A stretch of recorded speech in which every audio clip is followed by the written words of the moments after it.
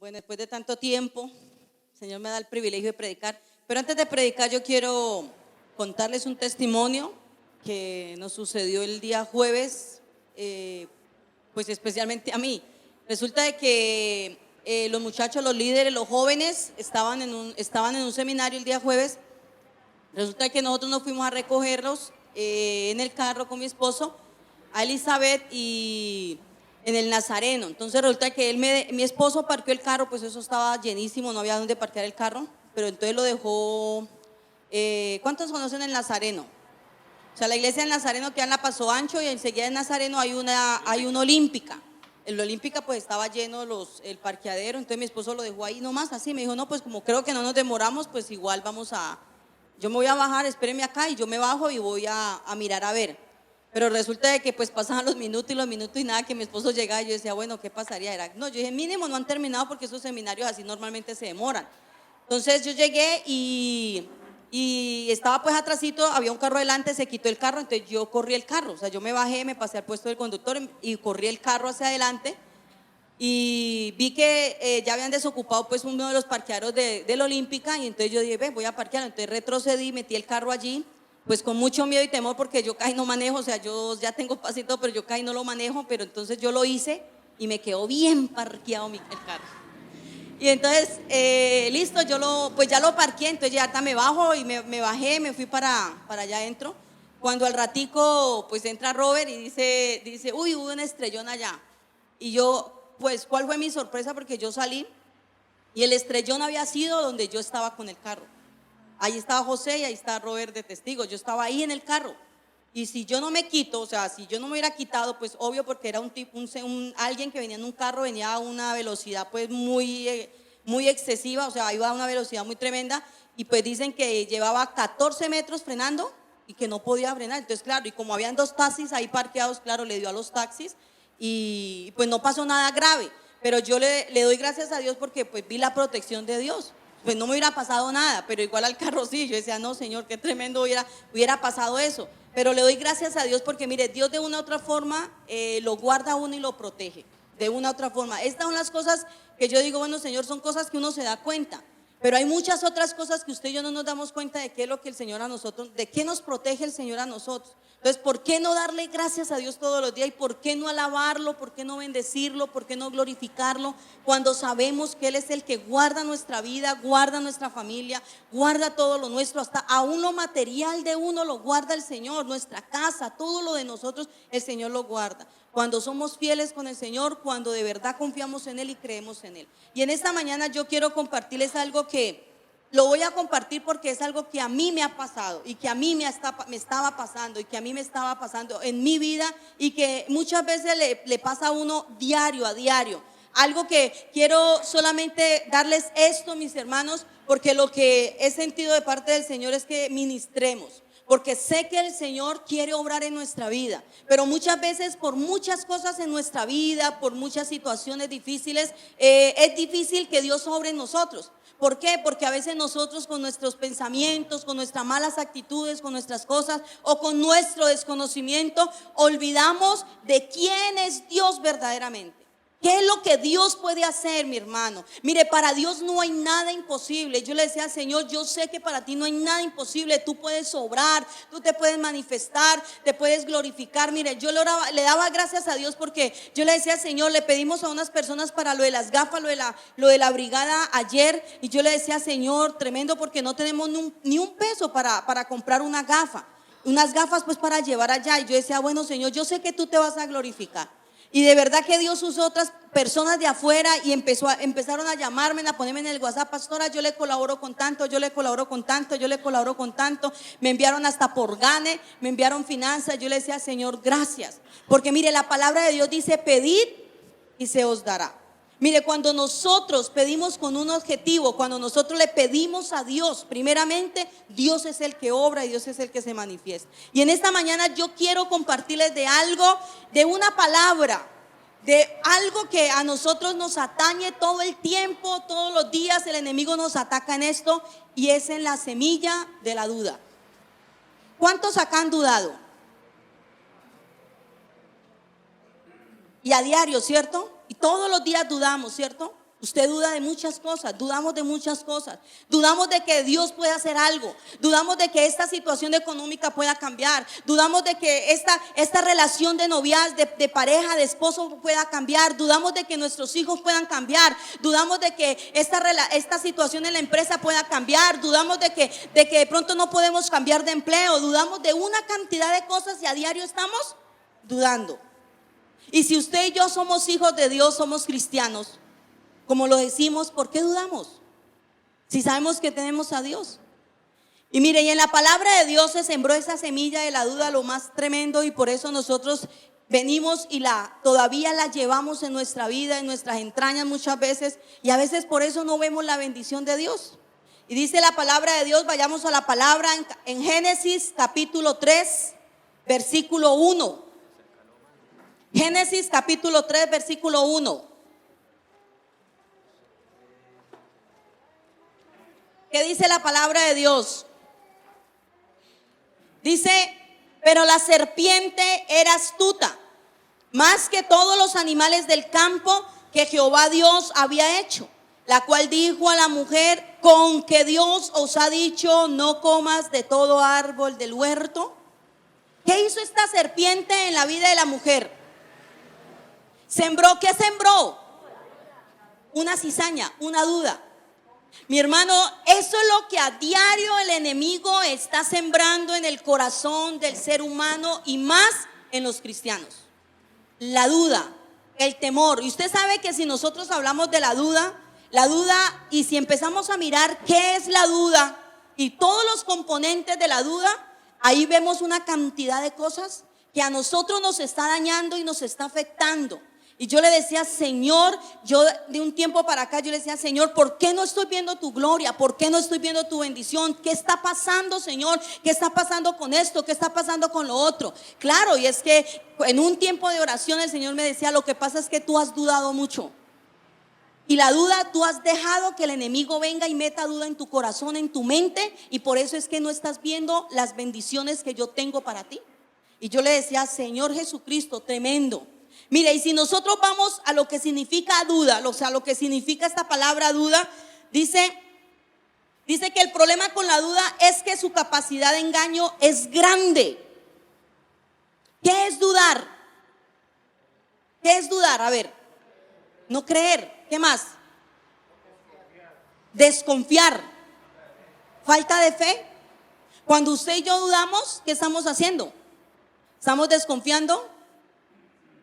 No estamos teniendo fe en lo que Dios ya nos dio. Ahora la pastora Joana hablaba acerca de que piensen en una promesa bíblica.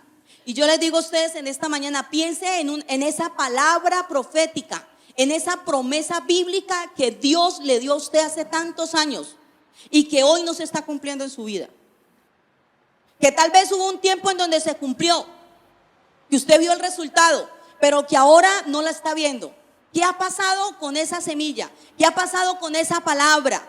¿Qué pasó con esa palabra de fe, esa palabra de esperanza que el pastor predicaba ahorita el miércoles? ¿Qué pasa con esa promesa que Dios nos ha dado y que no hemos visto las respuestas? Que no hemos visto la consecución de eso. ¿Leo iba a decir algo? ¿Qué pasa? Si Dios nos dio una palabra, mi hermano, si Dios nos dio una promesa, ¿por qué no nos aferramos a esa promesa? ¿Qué hizo la serpiente, mi hermano? ¿Qué hizo el diablo? ¿Y qué está haciendo el diablo hoy en día todavía en nuestra vida? Mi hermano, sembrando esa semilla de duda, esa semilla de incertidumbre, esa semilla de incredulidad, esa semilla para que usted no crea en lo que Dios está haciendo. ¿Sabe por qué, mi hermano? Porque el diablo sabe que el tiempo está cerca para él, porque el diablo sabe que el tiempo está corto y por eso él va a sembrar y está sembrando esa semilla, mi hermano. Nosotros tenemos que levantarnos como iglesia. Nosotros tenemos que levantarnos y pararnos firmes, iglesia, y decirnos, Señor, yo no puedo más con esto. Señor, mi casa se está derribando, mi casa se está destruyendo y yo fresco y yo tranquilo y yo sin hacer nada, iglesia. No, mi iglesia, tenemos que hacer algo. Y eso es lo que el enemigo está haciendo. ¿Por qué pone duda en su corazón? ¿Por qué pone duda en usted? ¿Por qué la pone? ¿Por qué pone la duda, mi hermano? engañar. La palabra de Dios dice que yo he venido para que tengan vida y vida en abundancia, lo dice el Señor Jesucristo. Pero dice que el ladrón ha venido ¿para qué? Para robar, para matar y para destruir. A eso ha venido el enemigo. Mi hermano, él no descansa. Él no descansa como muchos de nosotros lo hacemos. Nosotros sí nos acostamos a dormir, ¿cierto? Pero la confianza de nosotros de acostarnos a dormir es ¿quién?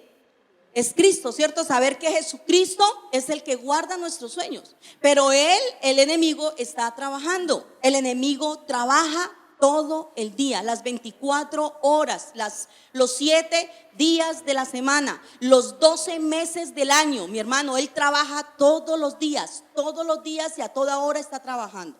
Y si usted y yo no estamos bien pegaditos del Señor, entonces ¿qué hace el enemigo? Constantemente está mandando esos dardos. Y si usted no se alimenta de la palabra de Dios, dice que la fe viene ¿por qué? Por el oír la palabra, pero también leerla, estudiarla, escudriñarla. Y si usted no lo hace, fácilmente el enemigo puede meter la duda en su corazón, puede engañarlo, mi hermano. Entonces dice que el problema con la duda es que su capacidad de engañar es grande. Una vez plantada la semilla de la duda, esta crece como una mala hierba en su vida. ¿Y sabe qué es lo más tremendo? Que la duda es contagiosa. ¿O no? La duda es contagiosa. Porque detrás de la duda viene la incredulidad, viene la murmuración, viene la crítica. Entonces ¿usted qué hace? Es que Dios no escucha. Es que Dios no me escucha a mí. Es que yo no sé si es que tengo que ser más, no sé, tengo que orar más. Y entonces empezamos con una frase en nuestra boca constantemente. Y entonces si yo tengo a alguien alrededor, obvio que yo voy a contagiar a esa persona. Desafortunadamente, lo malo se contagia fácilmente. Desafortunadamente. Pero nosotros como hijos de Dios tenemos la diferencia, iglesia. Tenemos a Cristo Jesús. Tenemos a Cristo que lo hizo todo, lo pagó todo, lo hizo todo en la cruz para que usted y yo pudiésemos vencer al enemigo. Pero usted y yo a veces nos hemos olvidado de esas arras que el Espíritu Santo nos ha dado. Usted y yo nos hemos olvidado de esas armas poderosas que el Señor nos ha dejado aquí en la tierra para vencer al enemigo. Tenemos que luchar, iglesia. Tenemos que orarle al Señor, tenemos que clamar y tenemos que sacar esa semilla de la duda de nuestra vida. Yo quiero que por un momento usted cierre sus ojos. Cierre sus ojos por un momento. Y usted la semilla. Usted tiene esa semilla que siempre quiso sembrar. Imagínese usted como una semilla.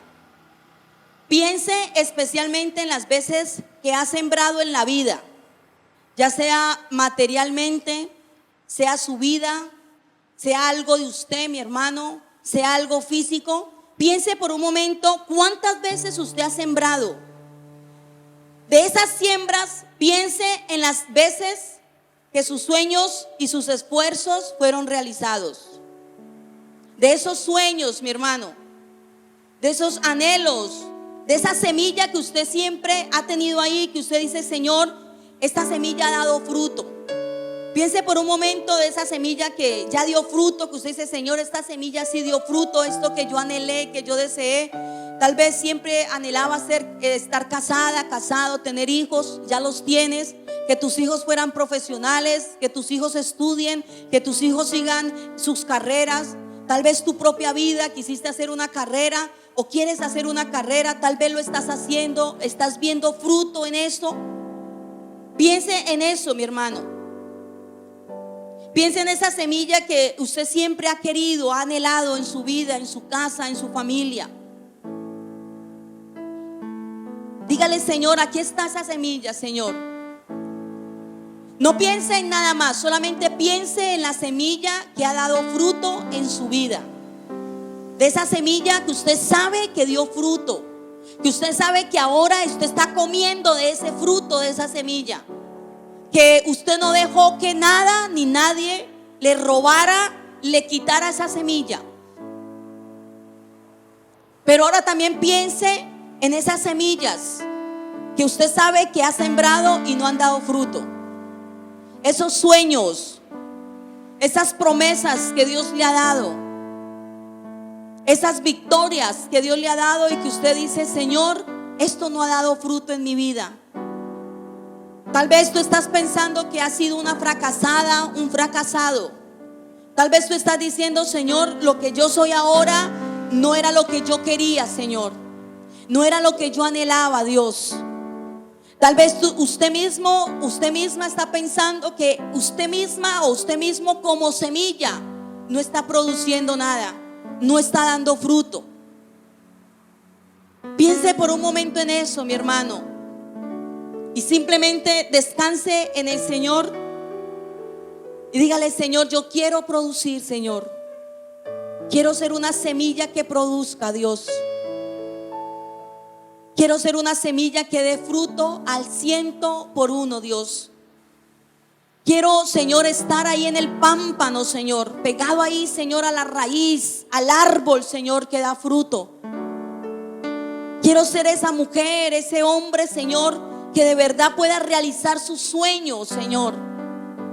Eso que anhelo, esa semilla que de pronto tú no has visto todavía el fruto. Dile: Señor, yo quiero empezar a ver fruto a través de esa semilla, Dios.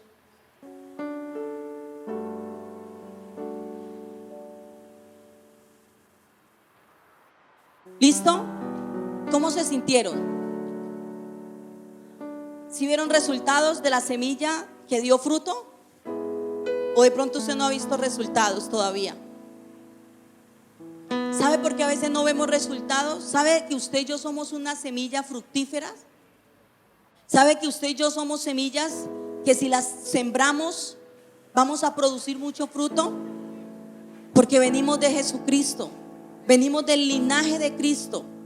Y eso es lo que Él quiere que usted y yo hagamos. Que constantemente estemos dando fruto, que constantemente estemos dando lo que Dios quiere que usted y yo demos. ¿Sabe por qué a veces somos infructíferos? Porque dejamos que el enemigo venga y nos engañe, venga y nos robe lo más lindo, lo más precioso, lo más hermoso que tenemos, que es la fe, mi hermano. Porque a través de la fe usted y yo podemos hacer cosas grandes. Ahora mi esposo decía que le dijera a ese monte: quítate y échate al mar. Es lo que dice la palabra de Dios. Usted tiene que decirle a ese monte de duda: quítate en el nombre de Jesús. Tú no tienes nada que hacer en mi vida. Y yo quiero que vayamos para terminar a Juan capítulo 12 versículo 24. Ahí hay un pasaje que a mí me atañe mucho y me ha llamado mucho la atención, y habla acerca de la semilla que tiene que morir. Y esa semilla somos cada uno de nosotros. Juan capítulo 12 versículo 24.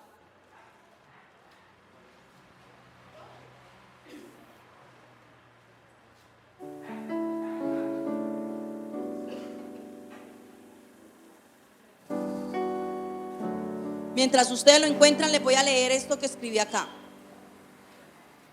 Necesitamos destruir el fragmento de la duda antes de que infecte a más personas. Si usted sabe, y usted más que nadie se conoce, que ha dudado y que de pronto en usted se está como germinando esa semilla, hoy es el tiempo, iglesia, de que usted eche fuera esa semilla de la duda. Porque acuérdese que solamente les estoy hablando de la duda, pero si usted va y hace un estudio más extensivo de la duda, ahí usted va a encontrar muchas otras cosas más. Solamente la duda, porque es como la madre, como decimos, para dañarnos, para meter todas esas cositas, esas pequeñas zorras a nuestra vida para dañarnos. La duda te pone en un estado de incertidumbre, ¿cierto? Le pongo un ejemplo. Si yo le planteo un negocio a Jaime, le digo: Jaime, tengo un negocio para hacer con usted de unos 50 millones de pesos. Lo vamos a invertir y lo vamos a multiplicar a que eso nos dé una inversión bien buena, ¿cierto? Entonces él me dice: sí, listo, pastor, hagámoslo. Pero si de pronto viene alguien por ahí y le dice: Jaime, ¿usted está seguro de eso? ¿Usted va a invertir 50 millones en ese negocio ¿Y será que sí? ¿Qué pasa con usted? ¿Empieza a qué? A dudar, ¿cierto? Eso es lo que hace el enemigo. ¿Y sabe qué es lo más tremendo?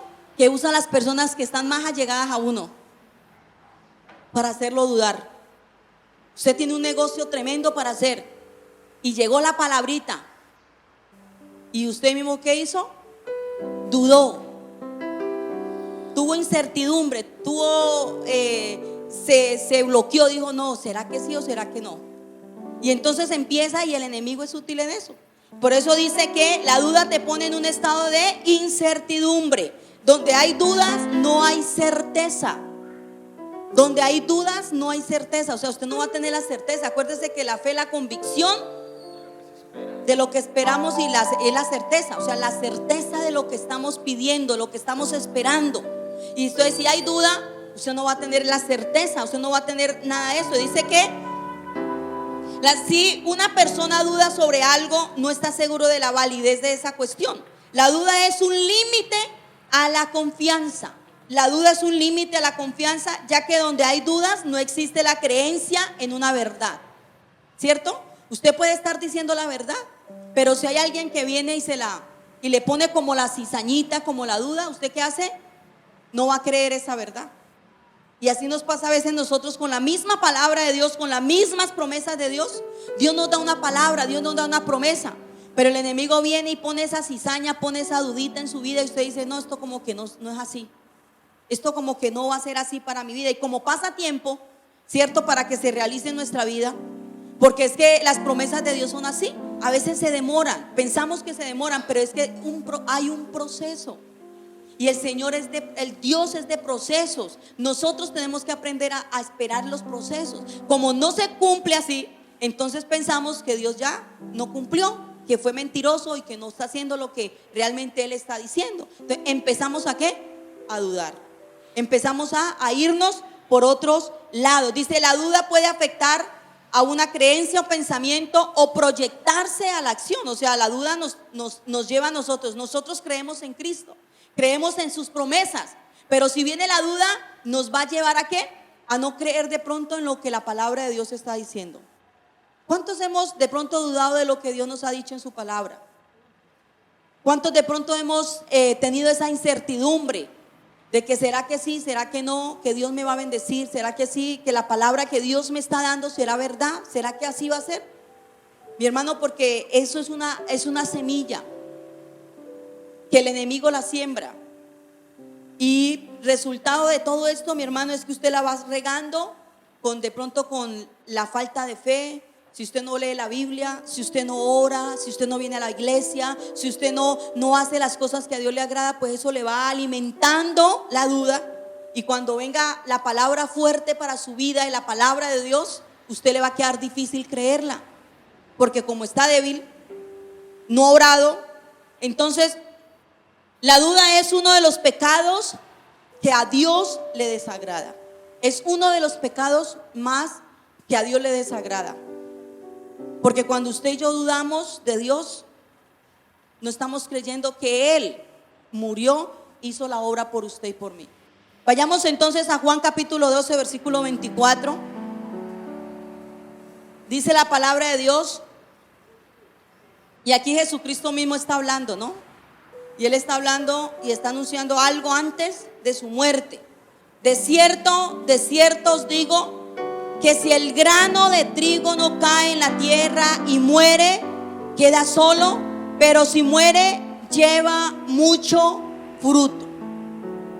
¿Qué tenemos que hacer nosotros, iglesia? Si el Señor Jesucristo lo hizo, Él está hablando acá, y Él está hablando de algo que iba a pasar, de algo que iba a suceder, de un acontecimiento grande, que era ¿qué?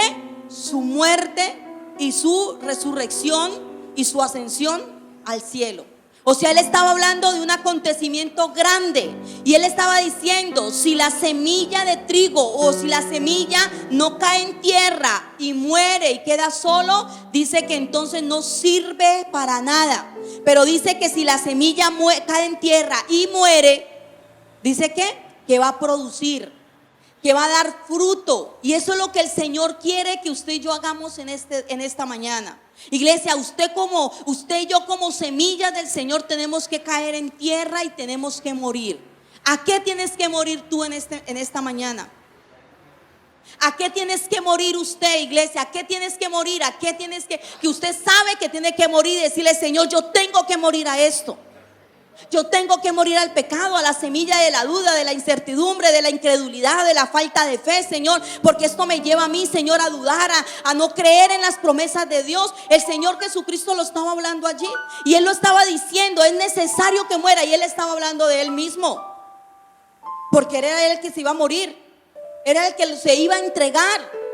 Y Él dice, si el grano de trigo no cae en tierra y muere, va a quedar solo. Pero si muere, dice que va a dar fruto. ¿Y cuál fue el fruto que el Señor Jesucristo dio? Murió una semilla, ¿cierto? Y ganó a muchos hijos. Usted hoy tiene que morir a muchas cosas, iglesia. Solamente usted y yo lo sabemos a qué tenemos que morir. Pero en esta mañana yo quería venirles a hablar a ustedes acerca de esta semilla que está dañando nuestra vida y que hasta hoy, iglesia, tiene que seguir dañando nuestra vida. O sea, hoy es el día, iglesia. Hoy es el día en donde usted tiene que decirle, Señor, ya no más a la semilla de la duda. Ya no voy a dejar más que el enemigo venga a dañar mi corazón, mi mente, mi casa, mi familia, Señor. Yo tengo que pararme firme, Señor, con las promesas que tú me has dado, Señor. Si yo no lo estoy viendo, Señor, no me importa, Señor, porque yo lo veo con los ojos de la fe. Dejar de estar tan pasivos, tan quietos, iglesia, y darle lugar a Dios y darle lugar al Espíritu Santo y quitarle las armas que usted y yo, que nosotros mismos le hemos cedido al enemigo. Porque usted y yo muchas veces por nuestras situaciones difíciles, por nuestros problemas, por nuestras circunstancias, por la dificultad que estemos pasando, dejamos que el enemigo se meta.